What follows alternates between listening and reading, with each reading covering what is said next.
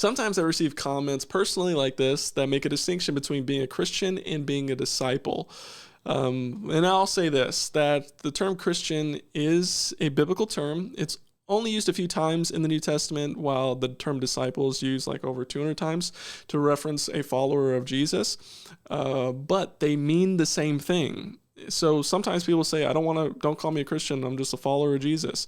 I don't want to identify with the stigma of being called a Christian. No, the Christian is in the Bible, so identify with it. In fact, in Acts chapter 11, Christians, disciples, people who follow Jesus were first called Christians in Antioch in that passage.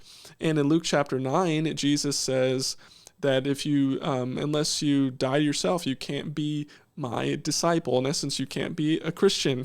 A Christian is basically someone who follows Jesus. That's what it is. So there is no distinction. There isn't this idea that's out there. It's not a thing. Sometimes people try to make it a thing that I'm a Christian, I'm just not a disciple. No, maybe you're not in the faith then. And my encouragement would be to follow Jesus. Become a Christian. And it's evidence by being a student of Jesus, following him, bearing fruit that the Holy Spirit can provide, walking in step with the Holy Spirit. So being a Christian, being a disciple, are the exact same thing.